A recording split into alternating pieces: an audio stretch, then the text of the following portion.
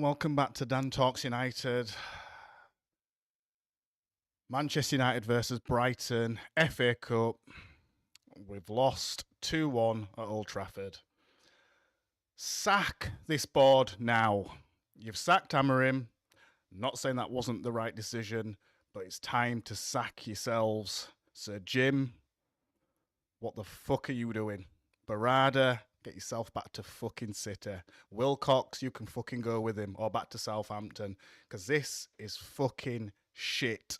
I'm not actually going to blame Darren Fletcher, because he coaches the under-18s. He's doing a job that he's been asked to do with no qualifications. You're gearing this guy up for something there, for something special, because he's had so many different roles at Manchester United since he's been there. It's not particularly his fault, so I'm not going to come for Darren Fletcher, because I don't expect anything from Darren Fletcher. I expect more from the players, because we'll come on to the players, but I expect more from this fucking board.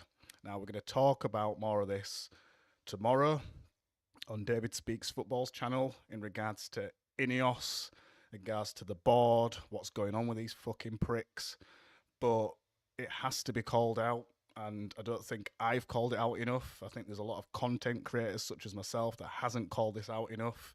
We've sort of focused too much on players, focused too much on the manager, the coach, whatever you want to call it, and the board's getting away with this. Now, we all know that the Glazers are shit, and there's a protest coming up, I think it's in February, that they're trying to organise. We all know the Glazers are shit. We all know they've ruined this club. Fergie seemed to cover it up a little bit when he was there because he was still winning. But since, 2005, these fucking pricks of a family's come into this club and destroyed it. This club used to be elite. This club used to win things. Now, I don't expect to win things all the time because it can't be like that. You do have your ups and you do have your downs. And other teams do come into the fray and win here and there. We've had it in our good times when Arsenal was battling for the league with us, or Chelsea was. And then those noisy neighbours across the way, they came in as well. But we always was there or thereabouts. We were still competing. And we've got to a point where our standards are on the floor. And I thought it couldn't get any worse. And it feels like it's getting worse.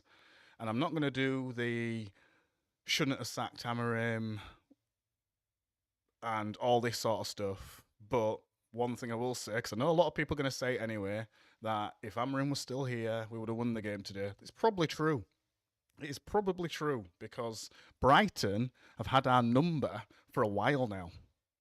And as soon as we go back to a familiar system, Brighton have got our number again. It doesn't matter which coach is in charge of Brighton, whether it be Potter, whether it be De Zerbi, whether it be Hertzler, who's in charge now.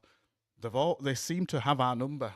And Welbeck, fair play to Welbeck. Fair play to Welbeck. But let me just remind you, players, you pieces of shit that are playing for Manchester United at the moment, Welbeck is 35 years old. 35 years old. I understand. I'm older. Get it. But I've got to say, in terms of football and still playing football, he's 35 years of age. And you pricks running around like headless chickens that can't keep up with him, it's fucking embarrassing. Absolutely fucking embarrassing.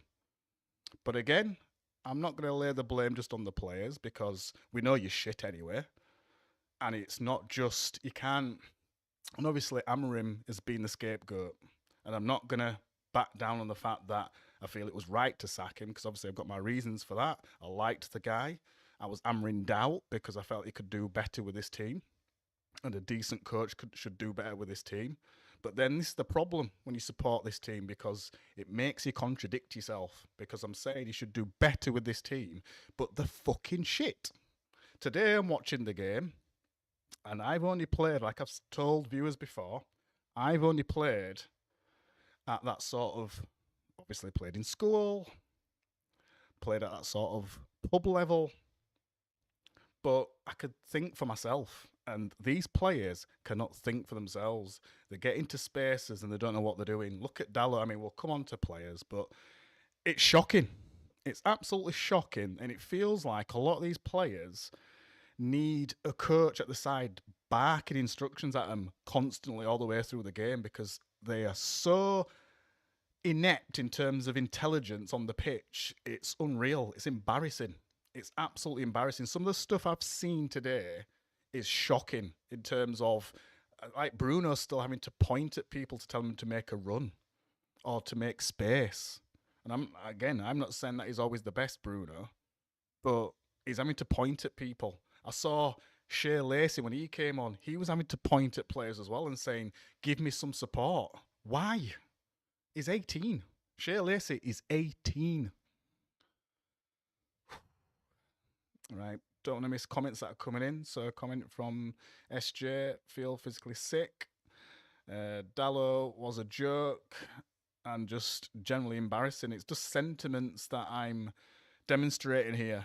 Is this team, every time you think that's it, or you've turned a corner, and I've been there, and I'm sure some people that are viewing this will agree with me. And please put your comments in, people that are watching, because don't let me just rant for an hour. But you think sometimes you've turned a corner when you see. So, for example, and don't want to go too much back into Amarim's time, but when you got that 3 in a row, and you're thinking about that guy with the hair, United Strand, he's going to get his hair cut. Obviously, it's not about him, and it is a bit of a lapping stock having that guy talk about 5 wins in a row. However, not his fault.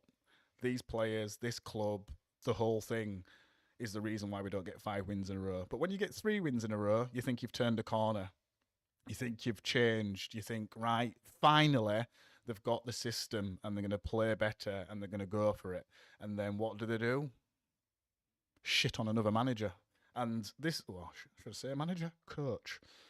Does it fucking matter whether you're a coach or a manager in this club? It fucking doesn't. Not since Fergie anyway. So it doesn't really matter who you seem to bring into this place. It's like there's it's either, well, it probably is incompetence. It's either incompetence or there's some sort of curse on this club. I don't know what's going on because it doesn't seem to matter who comes in terms of a player, who comes in terms of a coach or manager or whatever you want to call them. Whoever's interim, so you can get Ollie back at the fucking wheel. He'll crash the fucking bus eventually. So yeah, you might be down the M62, whatever. Ollie out the wheel. He'll fucking crash that bus. I'm telling you, he will fucking take us off a fucking cliff at some point. If you bring him back, he will take us off a cliff at some point. It doesn't matter. It really doesn't matter at this stage. But what's going to happen is Darren Fletcher's taken the first game. We've drawn. We shouldn't have drawn against Burnley, but it's his first game. And the players, and I've got to shout out again, David Speaks Football. He talked about the players being confused, talked about Amarim's confused the players, but not just that. They've had 3-4-3 drummed into them for a year or so.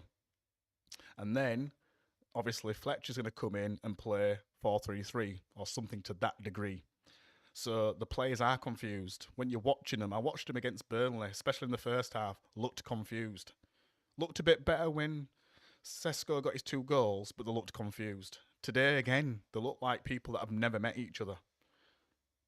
They look like they've just met online and they've never seen each other in the flesh. So I don't know whether they're training on their own.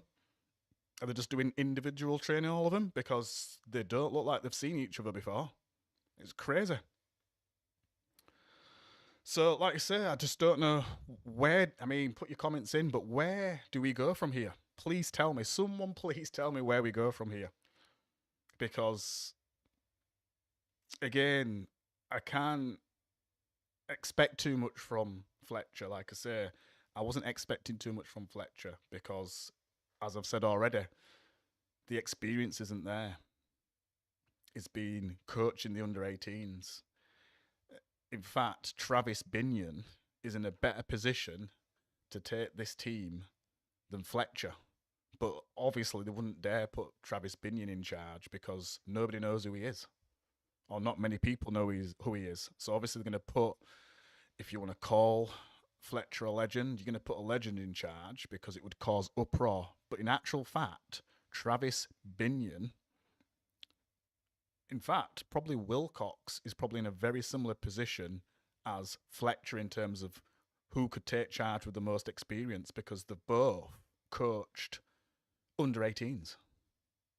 So Wilcox could just take the team at this stage, because what would the difference be? And this just shows, going back to the whole sacking, that there's no plan. Now, I've said already why I agree with the sacking, because as I've said on other shows and on this show, if you're not going to back the man, then sack the man, because you've taken the club to a new direction with a 3-4-3. And I know a lot of people will probably pick me up on the fact that he's been backed, because they'll say that he's had quite a lot of money spent on him because he's bought Cunha and he's bought Mbeumo. I get it. But he isn't to blame how much we spend on players. We spent, what, it felt like 2 months negotiating Mbeumo to pay the same amount of money that Brentford wanted in the first place. We bought Cunha out of his release clause, so we couldn't get him cheaper. So, fair point.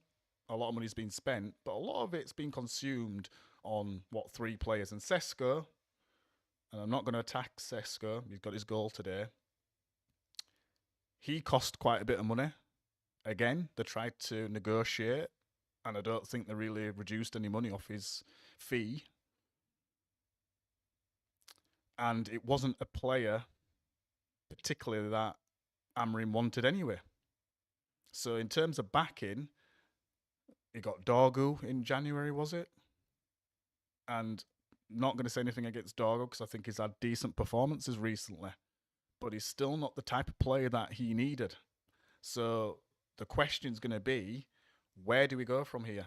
Please tell me, people that are watching today, where do we go from here? How does this get better?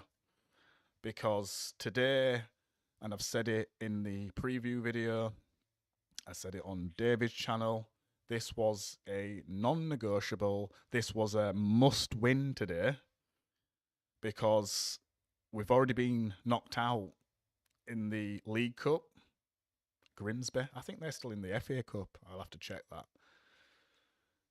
And it's a gateway back into Europe of some sort, because we can't trust this team to get into Europe through the league. And on this type of showing, there's every chance that we won't finish high enough to get into Europe. And then what? So I haven't seen anything more recently, but it's looking like Ollie is coming back to drive the United bus off a fucking cliff, because that's where it's going. Now, Ollie with all his vibes, he'll get the party fucking tunes on the bus and everybody will be fucking dancing. All is at the wheel. Everything's all fine. Wins a few games. I don't think Rio will do it again. I don't think he'll start saying sign the ting or anything like that. But there will be people saying sign him up if he does well. And then what? Because what people forget is how his tenure ended when he was in charge properly. And those results, and there was results where he should have been sacked way before he was sacked as well.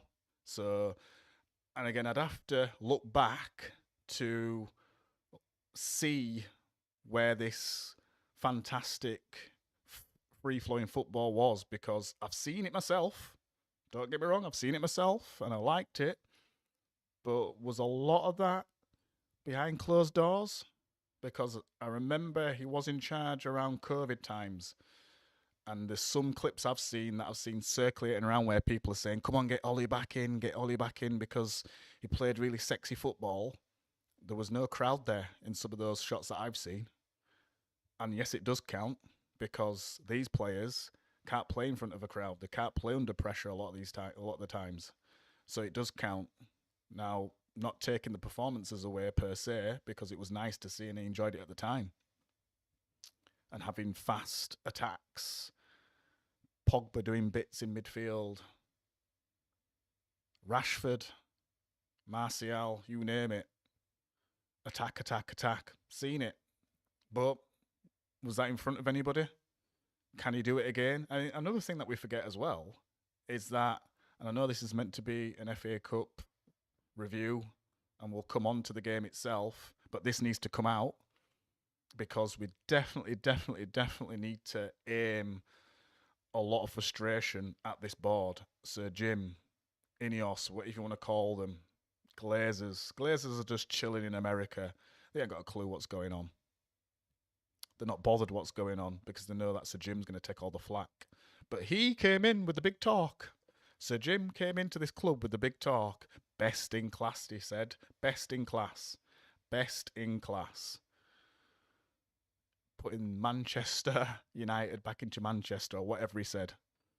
He's going to build a new stadium. I mean, I'm not going to take it away in terms of Carrington because that looks nice. And the team needed a new training facility because you need the best-in-class training facility. So I'll give him that. I'm not going to take that away from him.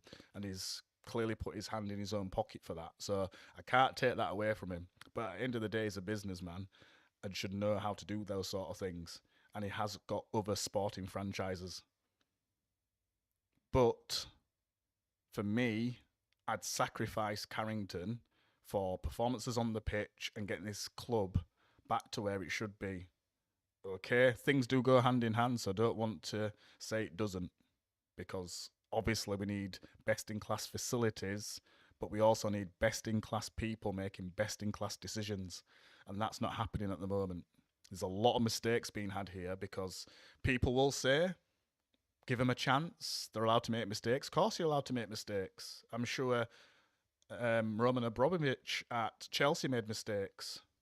He got a lot right at the same time, and obviously his tenure ended for right reasons. We're not going to go into that bit, but in terms of when things were fine there, and the things he was doing there, and the things that's happening at Arsenal now, proper sporting director when Edu goes, proper sporting director comes in Berta.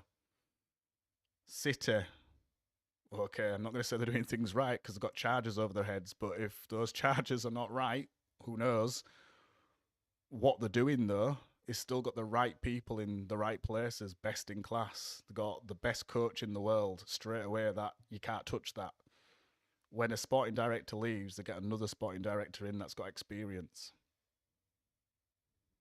And this is the difference. Liverpool, they bring back their agency back to do all the sporting side. Okay, they're not doing well this season, but again, they've still got the right people around and they'll make it work. They'll make it happen. What do? And we need to put the foot on the necks of these people because they're getting away with it. And it's not my words. I've heard it off other channels. Ollie comes in and is a protector for them because everybody's thinking, I can't lynch a legend. And the focus goes away from where it should be over to and stays with Ollie. He's the one that's got to go into press conferences and answer stupid questions from journos, saying all sorts of shit to him, when those questions probably should be answered by either Barada or Wilcox or a combination of both. And it is, for me, although things probably still won't change anyway, last chance saloon for these fuckers because they've got a lot wrong. Dan Ashworth comes in, they've paid loads of money, they get rid of him. Ten Hag was there already. They invested in Ten Hag even though they didn't want him. They get rid of him. Amorim was their man. Didn't back him properly. They get rid of him. Everybody's getting rid of, but you fuckers need to go, don't you? More importantly, the Glazers need to go. But will they ever leave? Who knows? So, like I've said, please put your comments in because this is the review of the match against Brighton. Shock exit, if you want to call it that. Was it a shock? Because Brighton are a good team. Okay, they didn't put out the strongest team, to be fair. And really, we should be doing better at home against Brighton in this one. It wasn't the weakest team, but it wasn't their strongest, definitely. But again, you've got man like Welbeck up front, knows how to score past us. We've got players that are coming up. We've got players in the middle of the careers, and he's running rings round the ball at 35 years old, as I've said at the start of the show. He's 35 years old. But come on, people who are watching, put your comments in. How did you feel the game went? How are you feeling about the team? How are you feeling about Fletcher? How are you feeling about maybe Ole driving that United bus again? How are you feeling about this score? Was you expecting it? Because I was being positive and I've got the score line right, but the wrong way around. Because I was saying it would be 2-1 to Manchester United because they're at home. It's a must win. They're in the FA Cup. It's a gateway into Europe. And Brighton just come and take the piss out of us. And probably should have been more because they pissed about a little bit, to be fair. But this is where the opportunity was there because they're a team that play out from the back. They're a team that take a lot of risks. And I just don't think that we pressed them properly today. And again, it's that end product. So sometimes it's the end product of finishing chances, but sometimes it's the end product of knowing what to do when you get in that final third. And it's like there's a brain fart scenario when they get into that final third. It's like, oh, what do I do now? Now that I'm here, we'll come on to players, but I've got to say it now. What fucking frustrates me so much is that Dalot makes, and you can't take it away from him, makes some fantastic runs and gets into space and gets into the box and gets free and ends up one-on-one with the keeper quite a lot. But then what does he do? And it's like most, and again, put your comments in, most fullbacks these days have got technical ability to finish. Okay, they might not finish like a number 9, but they've got the technical ability to do something. And obviously you can sort of forgive for missing your first chance sometimes, but sometimes it's not just about a chance to score. Sometimes it's a chance to cross it in, a chance to cut it back. And he just breaks everything down because we're committed. You're on the ball, you're through, everybody's trying to support you and they're running up, and then you get intercepted. And then everybody's bust a gut for no reason. And it all counts. So, as we know, 2-1.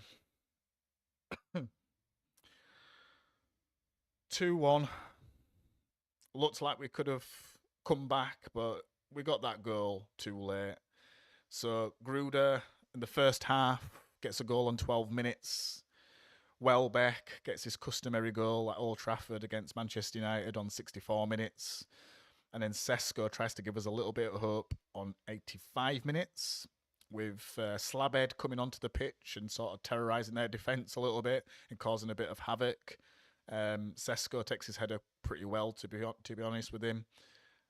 And you're thinking, okay, there's not a lot of time, but then if you count the 5 minutes to 90 and then whatever's going to be added on, you're looking at about 10 minutes there where with the Old Trafford crowd behind you, we can do something.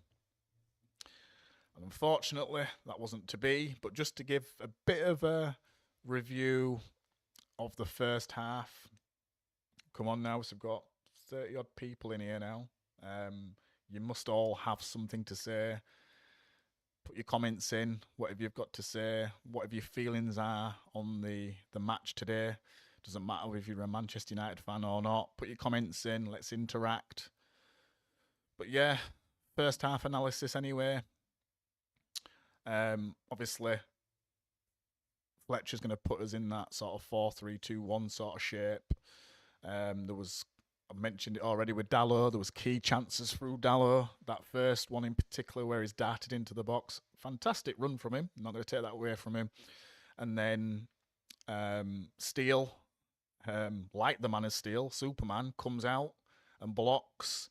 Obviously, if Dalot's more confident, is someone that scores a few more goals normally over a season, he might have dinked the keeper. He could have done a few different things to score. But it's Dalot into frustrating. Then Bruno sort of gets a chance from a free kick. So it was a nice sort of 1-2. Can't remember who it was with now. And he sort of takes a low shot towards the corner. Could have deceived the keeper because it was coming through traffic, but wasn't to be. So, like I say, then obviously they've got their goals. Again, in regards to the defending, but again, is there any point? Poor defending. Poor defending for both goals for me.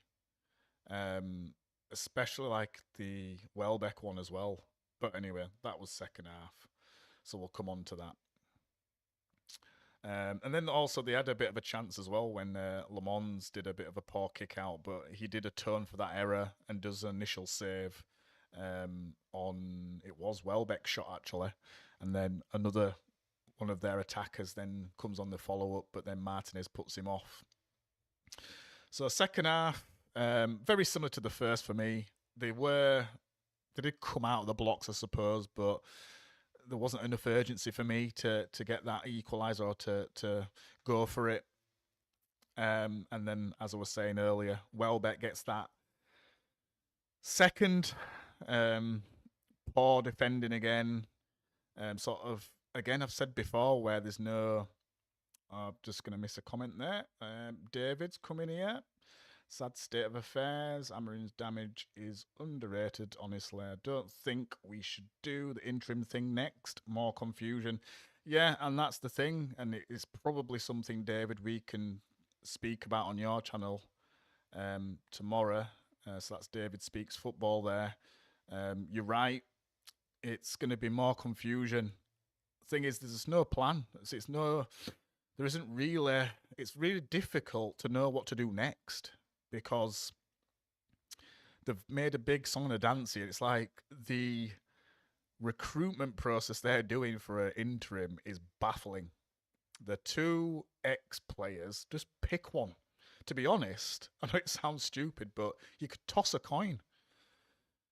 And you've all got money. Maybe they don't have money in the wallets, it's just cards, but get a fucking coin out and toss one, because end of the day, it's a much of a muchness in a sense. I mean, I would have gone with Carrick out of the two if we're going to do that, but it's Carrick or Ole. Just pick one of them and bring them in then, if that's what you're doing, because this pissing about is not making any sense. Because it's like, I feel that you have decided that you're going to, you didn't mind Fletcher's first performance. Okay, you should have beat Burnley, but you're at Turf Moor and it's 2-2, so you thought, give Fletcher another chance, give him this game. But I don't trust him against City, though, because I want somebody else, because it's City next game. But if it had won today, I wonder what you're going to do, Ineos. What are you going to do if Darren Fletcher won today, and convincingly? That would have been interesting. But David's right in terms of the confusion. And I'm on board with that, because I think they are confused. And I think then you're going to bring another person in that's got a different, maybe not hugely different philosophy, because I think Ollie is in the same similar school to Fletcher, and they are Fergie disciples, and they probably are going to sort of utilise the strengths of the players they've got at the moment, and sort of probably say, go out there, enjoy yourselves, like you probably did in school when your school teacher taking you for football games to say, go on lads, go out and enjoy yourself. It's not the winning that counts, it's the taking part, because that's what it's like. And I'm like, fuck that. As a parent, I'm saying, no, you fucking win. You get a medal around your neck. But anyway. Yeah, David's agreeing there in terms of the recruitment process for interim. It's embarrassing. It is embarrassing, because why is it taking so long? Why is it taking so long to pick two ex-players? It's not like I'd get it if you was doing this recruitment process for the next sort of permanent manager. That would make sense, because you're doing your due diligence. That makes sense. But to take this long to decide between Ollie and Carrick, and I know I'm joking here, but it literally is a coin toss, because unless anybody else wants to say different, is there a massive difference between the two? Now, there probably is in the sense of, if Carrick got it, he'd be on the training field, probably taking some of the training sessions. So there is that, because he was a part of the setup under Ole with McKenna. So I get that. So that would be the key difference for me, because my concern, and I don't want to go too much into some of this, because I'm sure we'll be talking about this tomorrow on Davy's channel, is who's Ollie going to bring with him? That is my question, because in his eyes, his best in class was Carrick and McKenna. And I think there was another guy that I can't remember his name. But they were the main two. And he always kept saying that McKenna was a fantastic coach, is going to go places, is the man. But McKenna isn't coming from Ipswich, so who's he going to bring with him? He's going to bring people that he took with him to Turkey, because I don't know who they are. I don't know if they were Norwegians. I don't know. It's nothing against Norway, obviously. It's just whoever he might have had at Mulder, for example. That ain't good enough for Manchester United, I'm afraid. Even on a short-term basis, because, again, what you've got to also think about is the respect the players are going to have in whoever comes in. And if it's, and I can remember when it was Ragnick, is it Armas? I'm sure they were taking the piss out of Armas and saying he was Ted Lasso. And this is the thing, because Ragnick, whatever you think about Ragnick, I'm not going to go too much into that, but he's still a recognised figure in football in terms of what he's done as a sporting director and a spotter of talent. Now, I'm not saying he's the best coach in the world, but he did invent the Gegenpress to that degree. But when he had, I'm sure he had Armas with him, because he was in that sort of Red Bull framework. And because I'm sure he's American, the players were calling him Ted Lasso. So this is the thing. If Ollie's coming in with no-namers, they're going to take the piss, because you know what these players are like, especially these days. But anyway, they'll see it on social media anyway when fans are taking the piss, thinking, who the hell are these? Because we're probably the only club that focuses and puts a lot of spotlight on the coaching staff, because I don't know who the coaching staff are at other clubs. Okay, I don't support them, so why would I? But you know what I mean? You don't seem to see them as much. Only when you get like a Gabriel Hines going to Arsenal, because you're obviously going to get traction with that. But generally speaking, I don't need to know who the fuck the coaching staff are. I just need to know who the coach is, and that's it.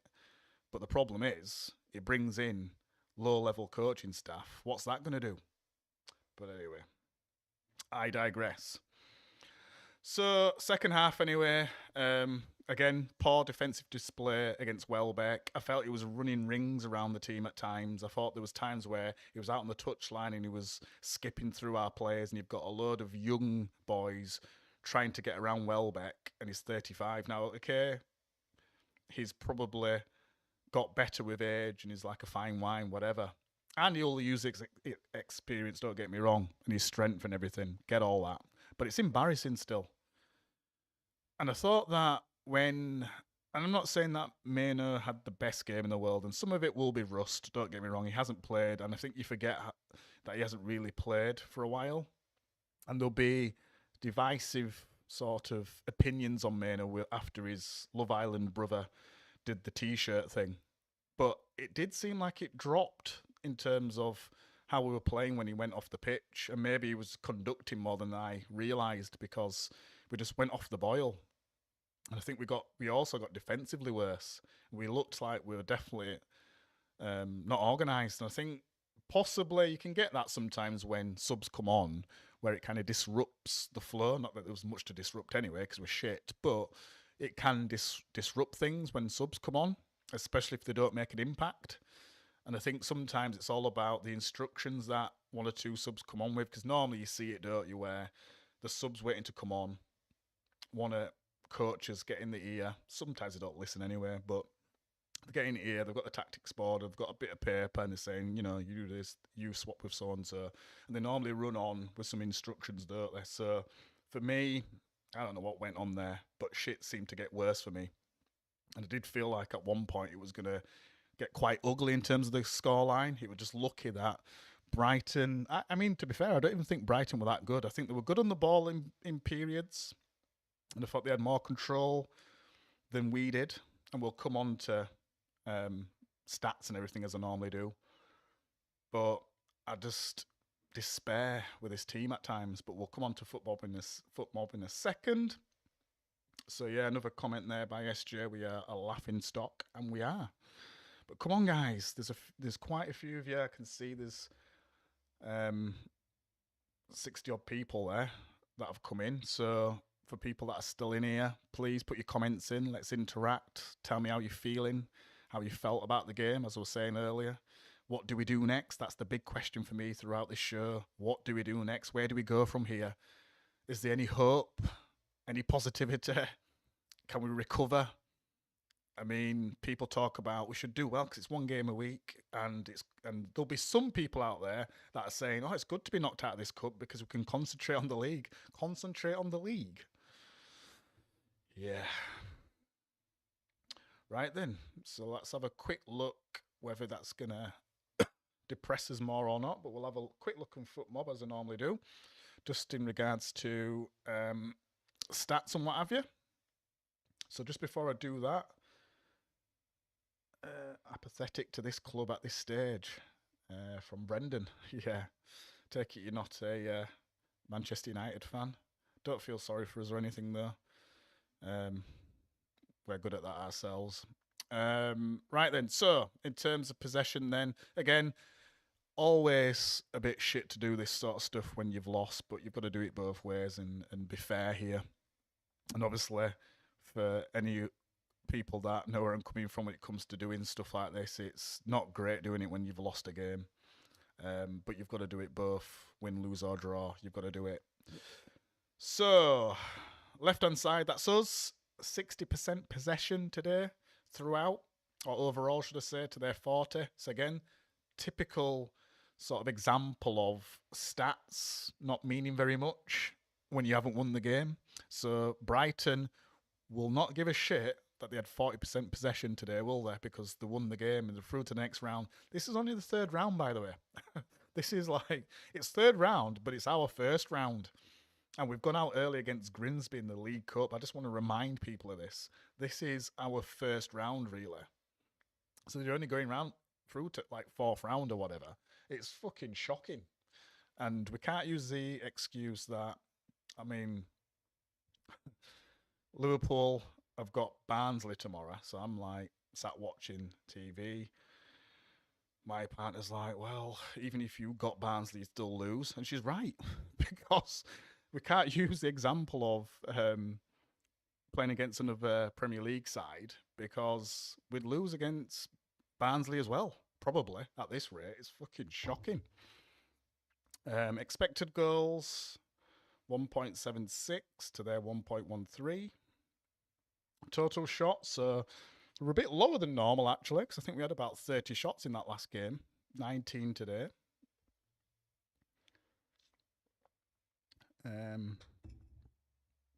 Oh no, Brendan's and please, people that are watching as well, please subscribe to the channel, because it's really important. Keeps us going. So please subscribe. Hit that subscribe button because it's free, doesn't cost you anything, just supports the channel. But no, Brendan is a fan, just sick of the constant merry-go-round, and I agree with you.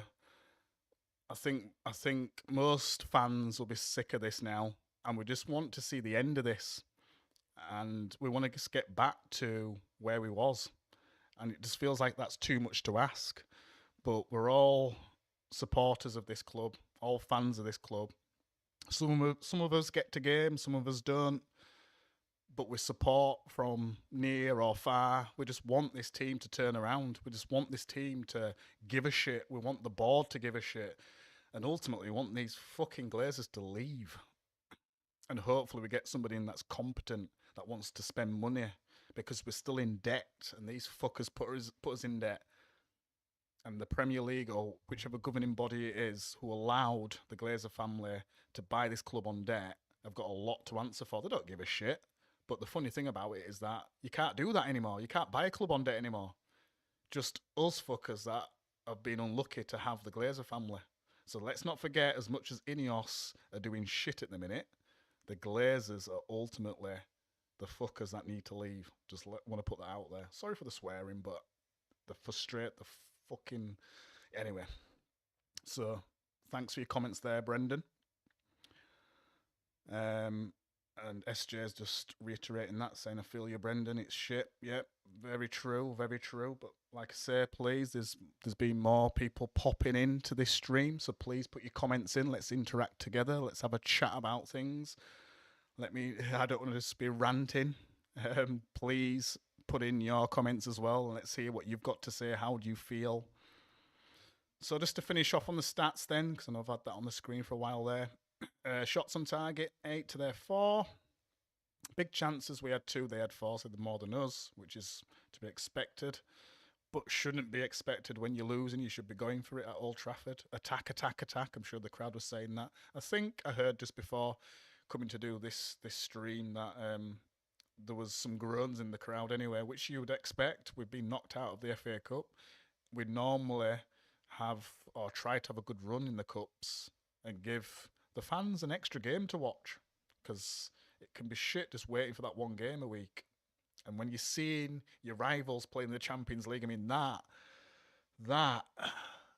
is so... I mean, I don't even know what I can say about how I feel when I see the fixtures for, like, Champions League, for example, and we're just nowhere near it. Nowhere near it. And you get to a point where your standards drop so much that you're wishing you was in the Europa League at times. I mean, I won't take conference, I won't go that low. But I'm like, I don't like the Europa League music, but I won't mind being in it. But anyway, and it's another cup lost now. And we're not going to win anything this season, are we? So it's all on to next season. But anyway. So everything else is pretty much just explanatory. Nothing overly important to look at there. I'm just going to see if there was any... Oh, no, I don't even want to look at the insights, if I'm honest. And then we'll just quickly, whilst we're here, have a look at the other results that's happened. So you had Leeds beat Derby 3-1. Arsenal beat Portsmouth 4-1. What going about them? Look for any other Premier League. West Ham beat QPR 2-1. I think that was quite towards the end, that, wasn't it? In added time, I think. And then obviously we know what result we had, so that's that. So again, what are we feeling after that? It just shows with the stats there that it was just a shit show overall in regards to how we've played today. Again, I've said it already that I wasn't expecting loads and loads from Fletcher. Brendan, 100% SJ, 40-game season. First time since 1914-15 season. Seen online shit show. Yeah, this is it. It's like to be out of 2 cups. And I mean, I think we were in... Is it right that it was in the League Cup earlier because we weren't in any European competitions? And we've been knocked out this early, so you can't sort of say, oh, it's Brighton, that's why we got knocked out. We got knocked out by Grimsby. Don't forget this. Got knocked out by Grimsby in that League Cup. And today, a not fully strengthened Brighton team have knocked us out today. And it always hurt. Well, actually, it doesn't hurt me because I quite like Welbeck. I've said it the other day. I might have had him a few years ago. And I obviously don't want to lose, but you just think, fair play to Welbeck. He's turned up to Old Trafford again, and he's shown us what we've missed, in a sense. So, fair play to the guy. But it does sort of stick the knife in when an ex-player scores against you, and then, more importantly, when an ex-player scores the winning goal against you. Always hurts in that sense. But yeah, it's just again, I'm going to say that question again. Where do we go from here, people? Where do we go from here? It's just every time or every situation where we've got a chance to do something different, whether it be grab a top 4 position because we're up at half time and then we end up losing it at full time, or whether it be being in a cup, whether it be playing against Spurs in the Europa League, it always feels like that's rock bottom. And I tell you what, last season, I mean, did we finish 15th? I mean, we're so lucky that the other teams that have gone down and what have you were worse than us, because I tell you what, we were flirting with relegation last season. Shocking stuff. I just hope it never gets as bad as that again. And obviously, people will say, be more positive because we're probably higher up in the league than we expected at this stage. And we're obviously higher up in the league than we were at the end of last season. But again, this is where you can contradict yourself, but I've got to maintain standards here. And I know that line, we are Manchester United, doesn't mean shit. That currency isn't worth anything anymore at the moment, because even with players snubbing us now, and probably coaches are as well. Semenyo being one of the more recent, who was like, I ain't going to that shit team, I'm going to City. But we've got to get some standards back in this club. We've got to do, because that's the only way of going forward. We've got to get some standards back in this club. And I think we've all been there, and I've been guilty of it myself. I accept things that are below par because it's better than it was yesterday, let's say. So when you sort of, I've said there, Europa League, would that have ever come out of my mouth under Fergie times? No. It was Champions League or nothing. It was even finishing second in the league was embarrassing for Manchester United at some point. And look at us now. We're begging for top 6. We're begging for top 5. We're begging for top 5, hoping that our rivals that are in the Champions League stay in the Champions League long enough to give us a chance of getting back in there with a top 5 finish. That is where we're at, ladies and gentlemen. That's where we're at. Crazy. Brendan, thanks again for your comments. Keep them coming. This is what I want to see. I know I'm sounding miserable. I mean, I don't know what I'm sounding like if you think you're miserable. I know I'm sounding miserable, but we are going to plummet down the league from not taking maximum points over those poor teams during the Xmas period. City and Arsenal next. Yeah, that is a refocus point there, Brendan. That is a refocus point in everybody's minds that are in here watching right now, that, okay, we can always use those excuses that we didn't have some key players, and Mbeumo, Ahmad, Mazraoui. AFCON gets used as an excuse, but really, and obviously, don't get me wrong, I'm not saying that Mazraoui wouldn't have played in this period, but are we really missing Mazraoui that much? I'd say out of those 3, we're only missing Ahmad in terms of form, because Mbeumo's form, I was saying in one of the last games to take that guy off because he's been infected by the shitism of this team. And they've all been infected at some point. Bruno, now and again, gets an antidote. But the rest of them, they're sick for a while. It's a while before they come out of anything and give you a decent performance.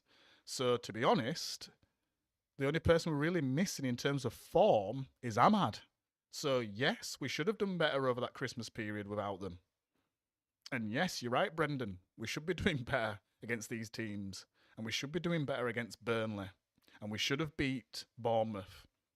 And we should have beat West Ham. We should have beat Leeds and whoever else we've played in that sort of period. And maybe I've mentioned a game or two that AFCON players were there for. But in any case, we should have won those games.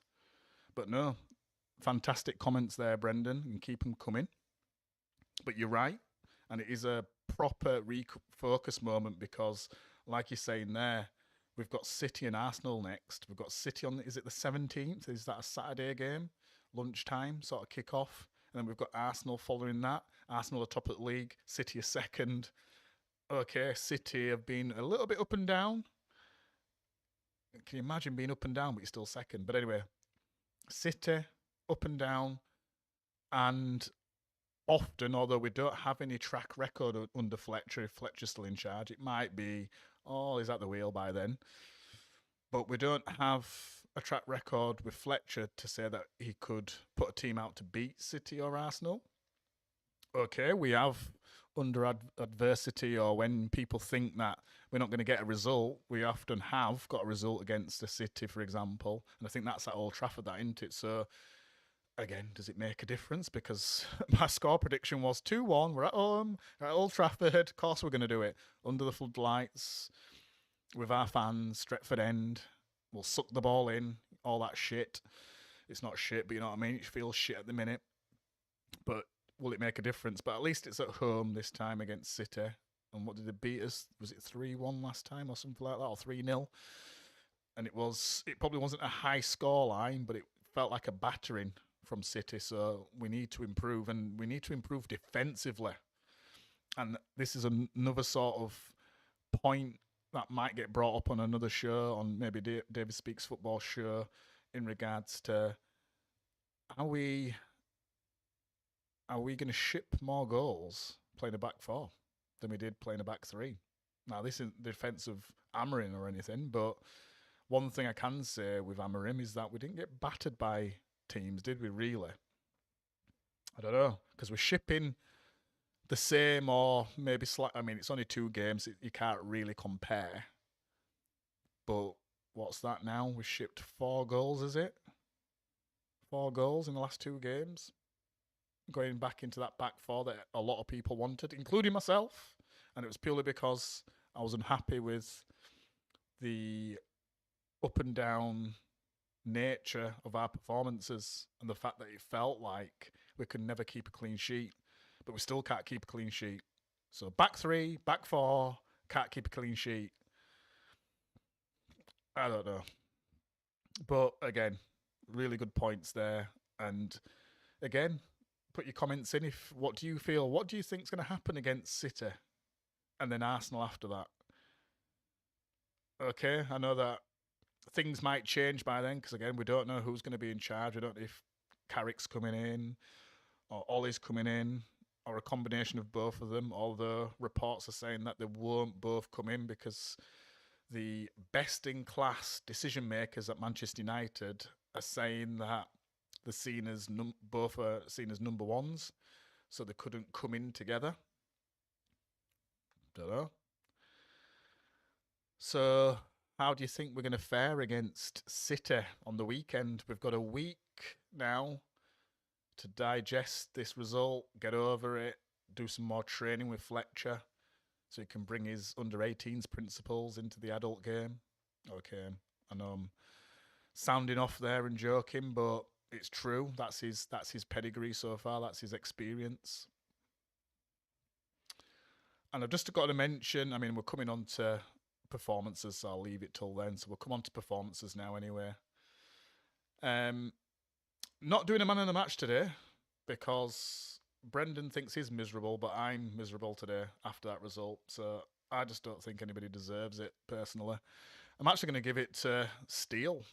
I'm going to give it to Brighton's Superman in net, Mr. Steele, because I thought there were just times where he was just in full control of everything that we were trying to do.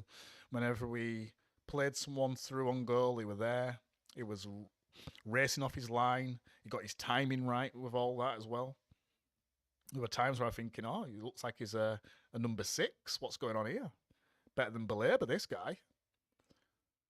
But yeah, saves were good, covered his goal line well, commanded his box well, shouting at his players. He wanted to win that game, Steele, without a doubt. So giving it to Steele.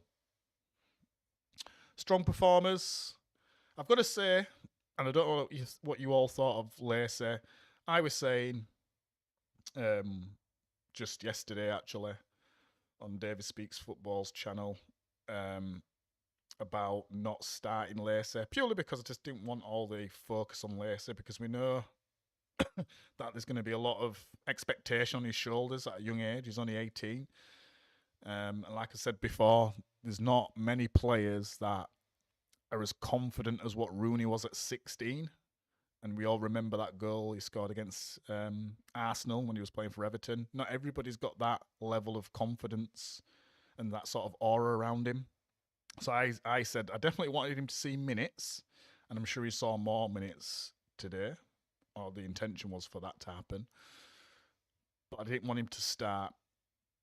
And unfortunately, with all the frustration that he was probably showing, because again, he's come onto the pitch wanting to win the game.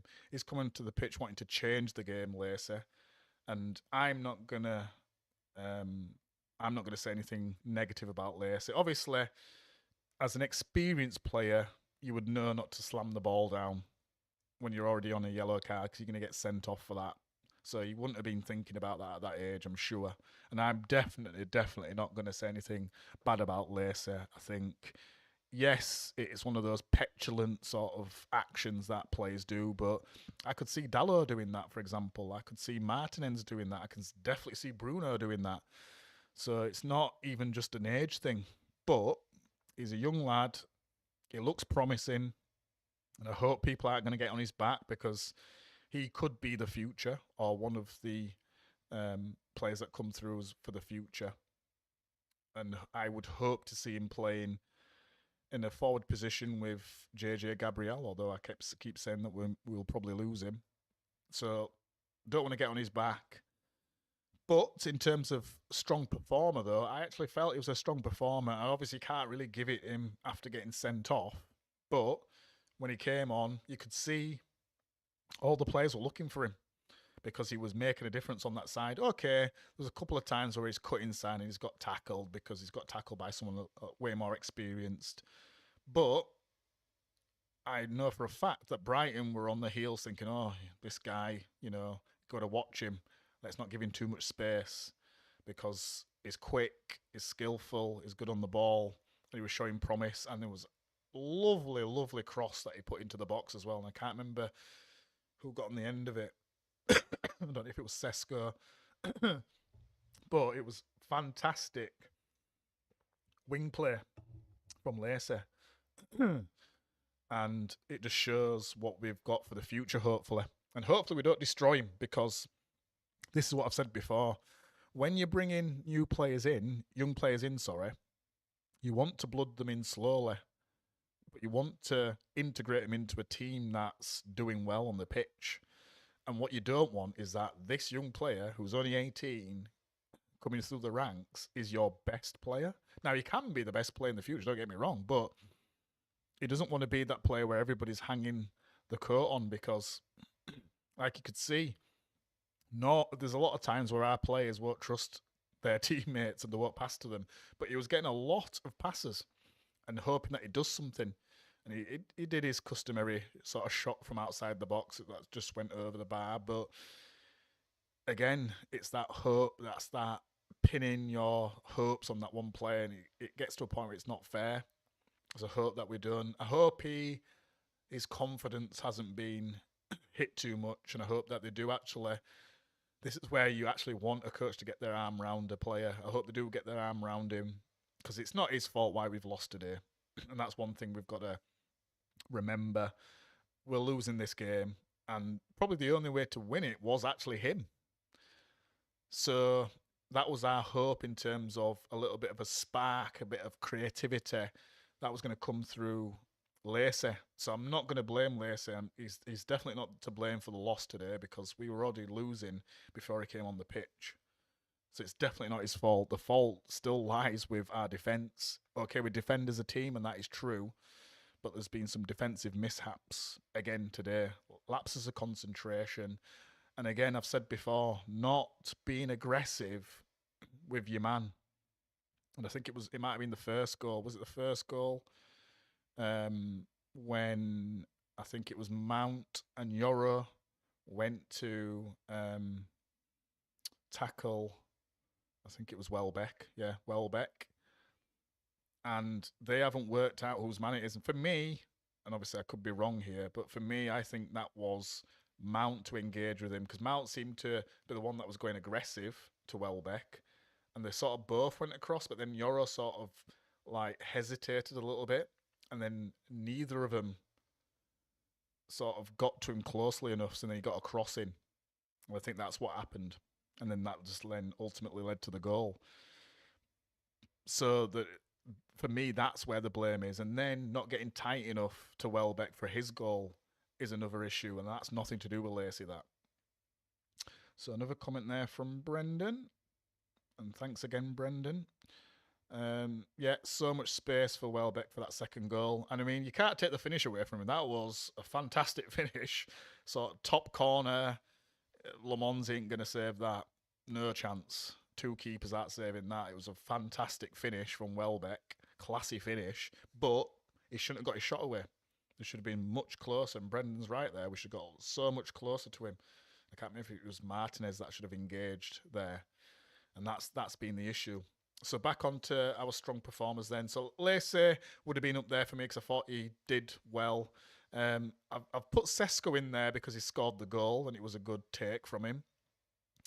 Did think, I mean, it's tough to say much else, but I'd say Martinez at times performed well, but again, I think he's still at fault for that falling asleep thing at the back, and I don't know what's up with him when it comes to that. Concentration level seem to have gone, and I don't know what that's all about. I don't know if anybody else has got a opinion on that, but it just feels like he does a lot of good things because he's very technically good on the ball, and he does a lot of defense splitting passes, for example.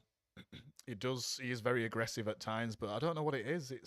I don't know. Maybe some of it's a psychological thing sometimes in regards to his injuries.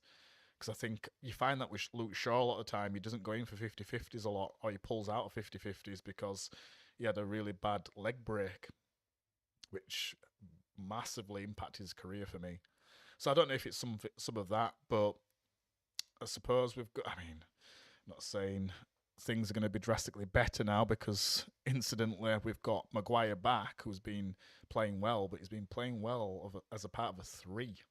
So he's coming back to that back 2, and if anybody wants to turn around and say that they really liked Maguire through those periods where everybody wanted him out of the team, do we get that again? Because, okay, he might be better in terms of his experience and his know-how, but he won't be quicker than he was a few years ago, and I can tell you that much because he was never been quick, so he's not going to be quicker. So that's going to be interesting, but there's definitely something not quite right with Martinez, and I don't know what it is. Another comment there from SJ, felt sorry for Lacey. He was passionate, he was hungry, he was trying to change the game, unlike others. The pressure got to him, but that will be his age. Yeah, and I sort of touched on that a little bit earlier. That, yeah, I think he shouldn't have to feel that way, but I think he felt pressured to try and do something. And I think a lot of it was just that willingness or trying to win the game for us. So there's a lot of passion there. He felt that the decision didn't go his way, so he slammed the ball down. But again, he's going to learn, and he probably won't do that again. And maybe in the heat of the battle, you've forgotten that you're on a yellow card. Because I'm not even sure why he got the first yellow card, actually. I missed that. But he's got another, and he's obviously been sent off. So he'll learn from it. Not his fault, like I said. I think he looked promising. It was nice to see a bit more of him in this game. Nice to see him in space as well, because Brighton did give quite a bit of space even there. There was opportunities to run on beyond their defensive line. They play a high line normally. They do play out from the back, so there's opportunities to exploit them. And I think Lacey had the confidence to do that, and hopefully this doesn't impact him too much. So then, just to finish up on the strong performers then, I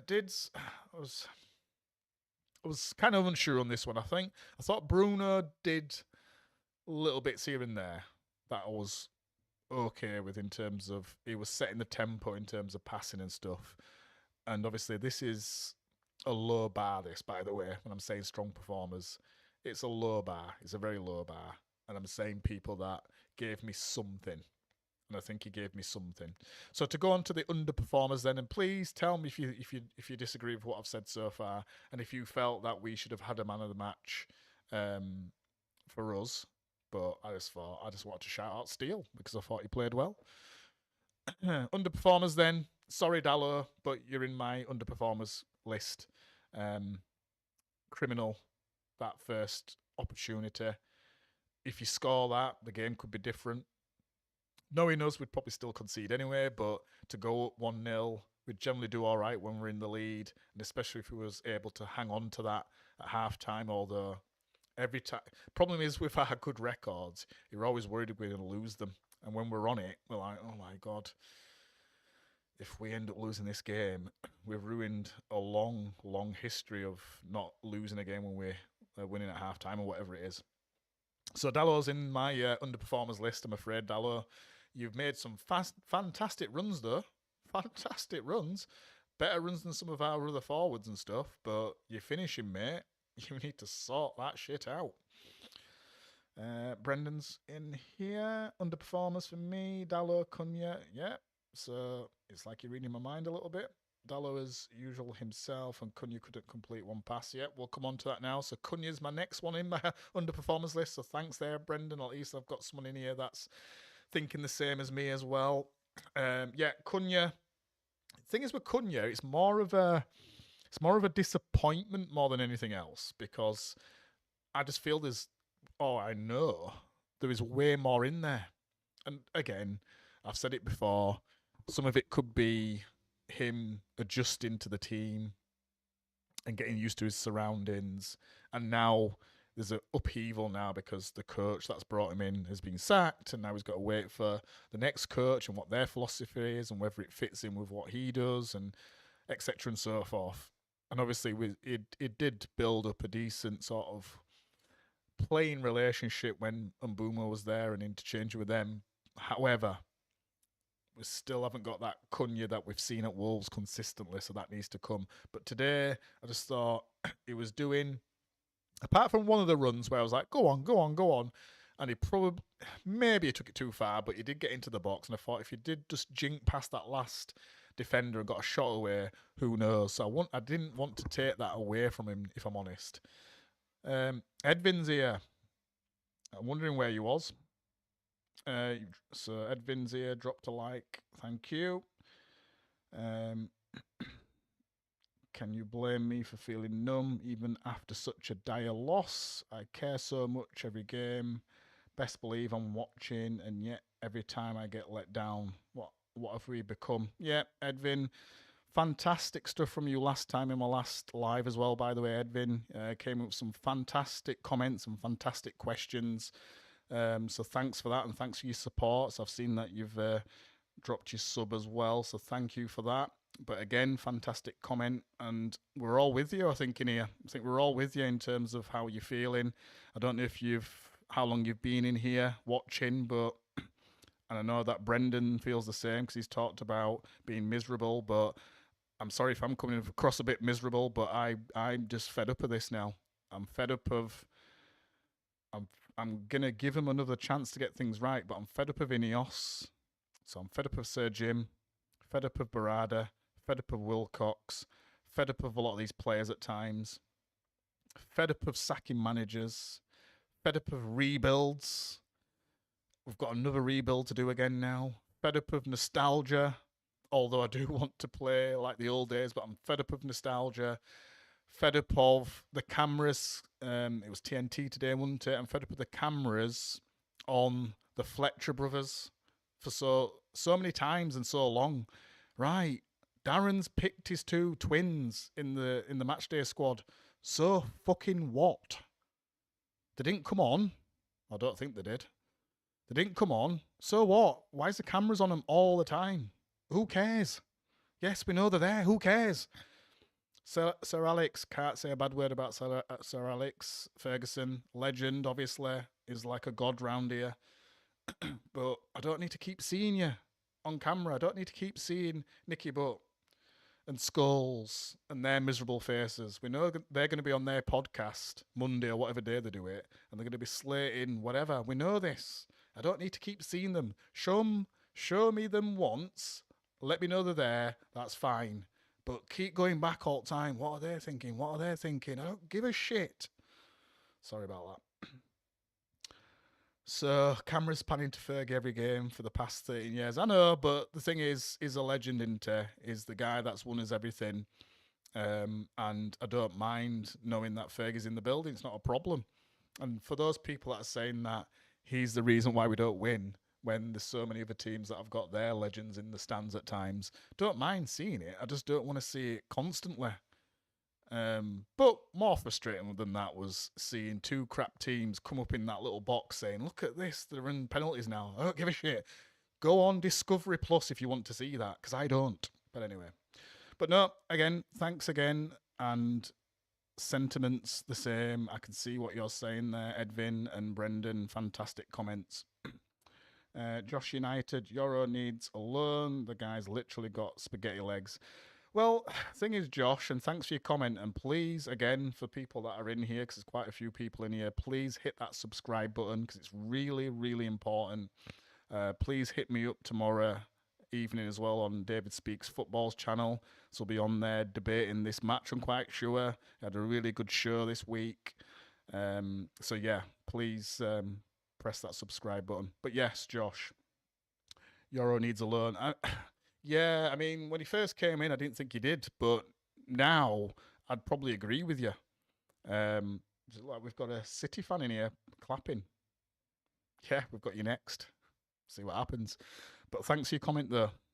SPO95, I've got that right. But thanks for your post there. But yes, Josh, back to Josh's comment. You're probably right, Josh. I think he probably needs to go away now and rebuild his confidence and playing a team that's settled and playing a team that's away from the spotlight, away from the cameras, away from the press, the journos, and come back refreshed, because I think there's a player in there still, and I'm going to be positive about Euro, because when he first came in, I think there was a lot of promise there. He had a lot of what I'd like to see in a defender if he's partnered up with the right defender. In my head, I've got him as his best partnership is probably De Ligt, maybe. Maybe that's just because of Martinez's performances at the moment, where he's got strong performances here and there. It's just that lapse in concentration. But I think he just needs that strong defender at the side of him that complements his style, because I've said before, please don't get me wrong, I'm not saying he's Rio, but I'm going to mention it again. I think it's that ilk where he, well, effectively could play the ball out a little bit and he's a little bit more silky to a certain extent at times. Not disregarding your comment about the spaghetti legs though, by the way, but I think he has got that ability where he sort of maybe plays out a little bit more and probably sweeps, but then he has got a strong defender at the side of him that engages and does the strong tackling, so a little bit like De Ligt does, but sometimes what Jaap Stam did when we used to have him, and Vidic. So he sort of needs that sort of partner at the side of him, and I think he'll be all right. And also, when you're young, and again, I don't know if you guys play football. I've played 5-a-side, but it didn't count for that. And for my point now, I've played 11-a-side as well, and I've played in different positions. I've said this before in videos. I've played at centre-back before. And I think if you're younger, it's good to have somebody at the side of you that can talk you through the game until you get to a point where you know what you're doing more. So talent's not enough. And I think with Euro, there's talent there, but that's not enough. He needs to learn from someone. He needs to build that confidence back up, because he has made a few mistakes recently, and I think that's what's hampering his performances, to be honest, Josh. SBO95, dude, I can only subscribe to your channel only if Manchester City crush Manchester United at Old Trafford. Manchester City need these 3 points like life, medicine. SBO, subscribe anyway. Come back, because it's good to have different fan opinions. So subscribe anyway. It doesn't cost anything. I'm sure you'll beat us anyway. So if you don't subscribe, I'll hold you to that. But subscribe anyway. Forget all that. But what did you think of the game? Did you watch it, SBO? That's the question. Besides everything, at least with Amorim, we had structure and idea. Okay, so we've got a little bit of an Amorim fan in the building, maybe. And again, that's not me saying I wasn't an Amorim fan. I did like the guy, as I said before. Yeah, structure, I think it's one of those where I didn't want to say this, and I think I've already said it in the video, is we win this game under Amorim, you know. But anyway, we'll move on really quickly. Edvin, how sad is it that one of our best youngsters in Euro needs time away from a toxic situation to develop? Imagine if he'd... Yeah, so maybe you said that as I were talking about Rio and Vidic, for example. He does need a mentor. He does need a strong performing defender at the side of him. He could do with an experienced centre-back at the side of him, talking him through games, giving him encouragement. And one of those where, again... sometimes you have to play more because of injuries, for example. But he's a player that needed to be brought into the game or brought into the squad in a timely manner and not just thrusted in. And I just think he's spiraling a little bit. So it is sad. And I do feel sorry for Euro. And I do think there's a player in there.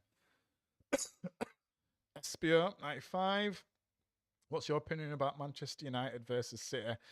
Yeah, Espio, I'm going to be doing a preview of that match. So I've still got almost a week to sort of give an opinion fully on that. So please tune in again, Espio. But yeah, I think at the moment, because obviously we've just lost, so it's very difficult. But I'd say at the moment, I don't give much hope, other than the fact that we're playing at home, and I can only sort of hope that we do a surprise sort of performance against City, and I hope that we catch you on an off day, because you've had off days this season, quite a few of them to be fair, where you're drawing games that you should be winning. So hopefully we can take advantage of that, but who knows? Maybe Ollie comes at the wheel, gives them those vibes that we've talked about, and we batter you. That was a joke, by the way. Brendan, wouldn't be surprised if United beat City, to be honest. We're the sort of team that lose against the... Yeah, that's kind of similar to what we're touching on as well, is that we are the kind of team that can surprise ourselves and we can turn up against teams like that, because I think sometimes they need to have a team like that in front of them to actually be motivated to do anything, and I think that's what's happened at times. Josh, he reminds me a bit of Saliba, calm Rolls Royce like player. That's the thing, is that problem you're going to get, Josh, is that you're going to get recency bias. So the way he's playing at the moment, I know obviously I'm not calling anybody out, but someone's mentioned it might have been yourself that said about spaghetti legs, but thing is, you get recency bias by some people, because it'd be like, oh, look how he's playing now, he's making mistakes. But when he first came in, and if you watched any clips of him when he was playing at his last club, he has got the ability to have that sort of Rolls Royce type of play. The only thing I don't want him to do is do the Van Dijk and get all the twerk stuff aimed at him, because what I don't want him to do is do that sort of come on then, and sort of tease the person to come on to. I want him to engage, and I want him to be aggressive where needed. But yeah, I think you're right in that comment. Edwin, just hope Maguire, with all his experiences helping Lenny, come to think of it, ever since Harry got injured, Yoro has not been performing. Yeah. Good point to a certain extent. I know you've got like a bit of a laughing face there, but no, good point. Was back three though at times, but yeah, I think you could be right there. And I think someone like a Maguire, no matter what people say about Maguire, is definitely someone that would be encouraging. And I think, okay, I know he got his captaincy taken off him, and I probably agreed with it, but I still think there's a level of captaincy in Maguire. And to be fair to him, for someone that's probably not a born Manchester United fan, Maguire this is, I think he does fight for the badge at times. I think he does try his best, and I think he wants the best for Manchester United. And then I don't think he's ever wanted to leave, really. He's always wanted to try and prove himself. So I think he's always wanting to bring the young players on. And I think he was, seen as one of those key players under Amorim. So like the leadership team that Amorim created. Scroll down then, and SBO. Derby is one match in the next game week. Maybe visit your stream if I found you again. You don't need to find me again, SBO. Just hit that subscribe button, hit the bell notification, and as soon as I'm going live or put a video out there, you'll be notified on YouTube. Don't you worry about that, SBO. Get yourself in here, because I know sometimes it's good to drop into other fan channels, because it can be a bit boring listening to your own fans sometimes. So get that subscribe button, hit that subscribe button, hit the bell notification, and you'll be straight back in SBO. You don't need to find me. You found me. It's fine. Brendan, I loved Maguire throwing that Brighton player about at the place at the end of the game to get the ball off him. Yeah. And that's the thing as well, actually, because whilst watching the game, we're talking about the fight and the fact that our players aren't showing enough aggression. So I agree with you. There's not enough aggression at times with these players, and we need to show a bit more of that. And I think with Maguire being out for so long, there'll be a bit of frustration thinking, what have I come back to? Although he probably didn't leave anything much better anyway. Edvin, Harry's second to Bruno in terms of leaders at the club. Some could say Luke Shaw, but after Euros, I can't see past his preference, or do you say performance? But yeah, agree with you there. Obviously, there's that leadership team, and that's what I'm talking about when it comes to putting the arm around Yoro. And these players need that. And obviously, it's a shame when you get young players coming into the squad and the team's not performing, because that's a massive part of their development for me, to come into a team that's performing and confident and with structure and with a bit of consistency as well is what they need. So it is a massive shame. So that's why we've got to get our next appointment right. SJ came back to SBO, especially if we win. Yeah. Come back, SBO, especially if we win. No, come back anyway. Doesn't matter. Come back anyway. SBO there. I come back only if Manchester City beat Manchester United at Old Trafford. Yeah, that's fine. At this point, I'm probably going to say that you're coming back then, SBO. So there we have it. So, Brendan, where will you go if United beat City? Yeah. That is the thing. Where will you go if United beat City? Because you'll have to go to your own fan channels. But you'll be welcome here, though. I won't be gloating too much. You're welcome here. It's not all about coming in here when we lose, because I think a lot of other fans do that. They like to drop in other fan channels to see what's happening. So you've missed, if you came in late, SBO, you missed a lot of my rant at the start of the video. And that's what a lot of people come in for, is that when a team loses, they want to come and see the reaction. So obviously we've been going for a bit here now, so I've calmed down a little bit, but still not happy with the club, as I've said earlier. Not happy with this ownership team, and they need to do better, and they need to see best in class, because it's been shocking. So a lot of laughing faces in there. Yeah, so SJ said he'll be in bed crying. Yeah, you will be in bed crying, because it'd be embarrassing to probably lose against us at this current state. But who knows? You've got Cyborg up front, so who knows? And he might be playing against his old master, potentially, if Ollie comes back at the wheel. Brendan, I must admit I was fond of AFTV when they were shy. Meltdowns were epic. Yeah, and this is the thing, because these are the sort of things, if we're going to quickly touch on fan channels and content creators, this is where channels have got big, where the team's losing all the time. And you've said AFTV there. I know there was a lot of fan cams outside the ground, a lot of people ranting and raving about, probably even back to Wenger days, but you remember Arteta. You've got Troops and Robbie and all those people, so they smashed it back then with all the ranting and everything. And obviously, I like to do more of a balanced view on things. I've had my rant at the start of the video, but I like to be a bit more balanced where I can. Obviously, there's going to be times where I've tipped over the edge a little bit, but yeah, unfortunately, at this stage, there's no fan cams yet, but obviously get myself to the ground, you never know. Edvin, Dan, question for you. Are we completely out of the winter transfer window? What could we feasibly do at this stage?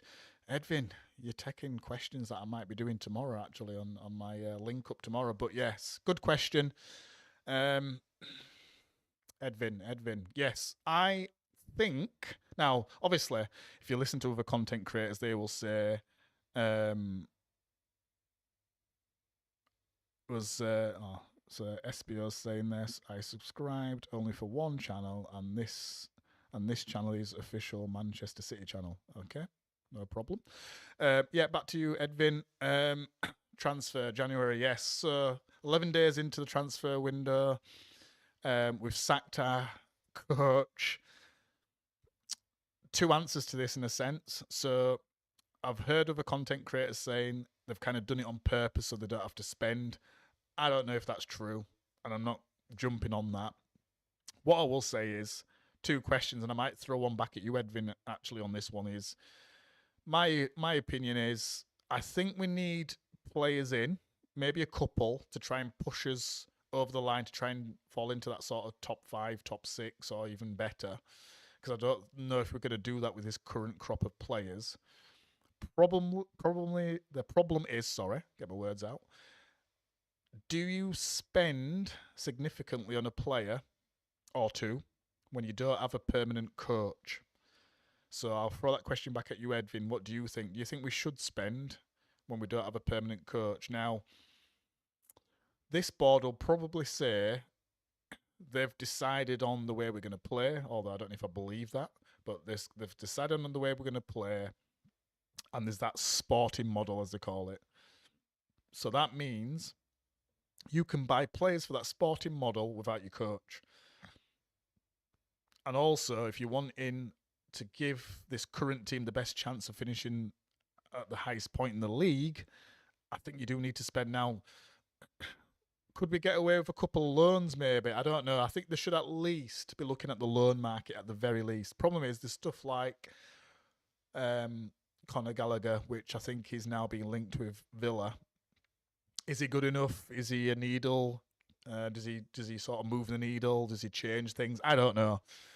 But we do need a better bench. We do need to look at the bench and think I can change things with what we've got on the bench, for example. And nothing against the Fletcher bros, but today you kind of turn into Lacey and the Fletcher bros, and I think we need some more senior blood coming into the team. So, long answer, Edvin, but I would probably say we should, but I don't think we will, if I'm honest. SB, oh no, I've read that one. So yeah, so you let me know, Edvin, what you think. Do you think we are going to utilise this January window? Because, like I say, I don't think we will. I don't think they will spend without having a coach there, if I'm honest, because trying to think now. I think they were sort of not wanting to spend too much when Amorim first came in. So obviously we got Dorgu. I'm sure that was a January one, but they weren't willing to spend too much more because I think they felt like they made a massive mistake spending so much on Ten Hag, which they shouldn't have done if they didn't want him. So I'd be amazed if we did anything in January, which is a massive shame. There's so many factors. So, Edvin, there's so many factors at play. If we can get some players off the books, at least on loan, and then, yeah, so Xerxes, Malacia, then maybe we have some leeway. So, yeah, I mean, Malacia, I think if there was any appetite for Malacia, I think he would have gone already. We struggled to get rid of him in the summer. I don't think anybody really wants him. He's barely played since he's come back. I was quite surprised when he was in the matchday squad just before Amorim left. But Xerxes, I think Roma want him, but it looks like their sporting director, I think it is, or chief exec's come out the other day saying the door's probably closed on Xerxes going there now because we don't have a coach. So what's probably going to happen is the doors are shut on anybody leaving and the doors are shut on anybody coming in, I would say. And often when you don't hear anything, other clubs kind of know because those clubs want to make plans. So obviously if it's Roma, they want to make their plans. If they want Xerxes in there, and Xerxes is their number one, and they've been told by the club, by United, that you can't have him now because we don't have a coach, something's come out for him to say that. So that would tell me, unless something drastically changes, that we're looking at sticking with what we've got. Which, strange really, because I think Xerxes' mind is already elsewhere. So it's whether that's a good idea or not, really. Brendan, I agree with you, Dan. Don't see them spending any money without permanent manager in place. Yeah, Brendan, saying the same as me there. I think we're both right there. I mean, we could be wrong, and obviously, in this situation, it's a situation where I'd be more than happy to be wrong if they're gonna use the scouts they've got, if they're going to use the expertise that they've got in, like, Vavell, let's say, for example. Vavell got brought in to sort of snap us up some talent that you've not heard of. So I'd be expecting that from Vavell, really. But I think I'm getting a little bit, not to say that we shouldn't do it, but I'm getting a little bit fed up of getting these really young players from, like, I don't know, South America or what have you, that are not really helping us right now. I'm not saying we shouldn't do it, because we do need to do that to keep the wheel turning, but we need to start getting players that can actually break into the squad. And people mention Kone, for example, in midfield. We got Diego Leon, who was saying himself that he was going to be playing and you'll have no choice but to pick him, and he's kind of disappeared. So we just need to bring in players that are going to move the needle for me. And for me, it's not just squad players; it's actually first team players to create that sort of competition. Edwin, but I'm not hopeful. I think the team is set since the hierarchy and manager situation is beyond bananas. So before we fix the higher ups, nothing is going to change. Yeah. And again, I don't know if you was in from the start, Edwin, but I sort of touched on them. My sort of rant at the start of the video was get rid of those fucking board in terms of get rid of Sir Jim, get rid of Wilcox, get rid of Barada, because I think something needs to change. And if Sir Jim's not the issue, which I'm sure he is at this stage, then he needs to rethink this best in class that he's talked about, because it's not working. But yeah, so like I say, to answer that question, I don't think we're gonna bringing anybody in January. I'll be amazed unless, let's say, it's Ollie that comes back and they have a discussion with him and say, right, well, we're going to do some loan deals. What do you want? I don't know, because I don't think they're going to commit to permanent players on a 5-year contract before they've got an actual coach coming in, because I think they're going to want to speak to the coach about it or match the play to the coach. I'd hope they'd use that common sense, because thing is, if you're going to stick with 3-4-3, which they clearly aren't, but let's say you're going to do that, your next move would be to bring in Glasner. I'm not saying I want him, by the way, but I'm just saying as a succession plan. You've got rid of Amorim, you'd bring in Glasner, or you bring in Conte, or someone like that. So then what you could do then, if you knew you were going to get one of them, or Inzaghi as well, I think he can play that system, you could buy some players beforehand that would fit that system, because what you're saying is you're now a club, you're now a board that make the decisions around recruitment, and you don't give the manager or the coach a veto. So therefore you can bring in the players that you want to fit your game model, as you call it. But to be honest, I don't think it's ever wise, if I'm honest, to bring in players before the coach comes in. I don't think that's a good idea, to be honest. Because all you'll do there is that the coach can always turn around and say, well, it's not my player. I didn't buy him. I don't need to play him. I want my players. So I think you start off on the wrong foot if you start doing stuff like that, to be honest, anyway. Yeah, so like I say, another person there just agreeing that we need to start to focus on the hierarchy here, because we've tried everything else and it's just not working. Edvin, I'm heading out. Brendan, Dan, it's been a pleasure. Yeah, because I'm going to wrap things up myself now anyway. It's been a pleasure. Let's hope for better days, whatever that means. Yeah. Thanks again, Edvin. Thanks for your support. Thanks for your subscribe. Thanks for your comments, because your comments really make it. Thanks as well, Brendan, as well. So it's been really good.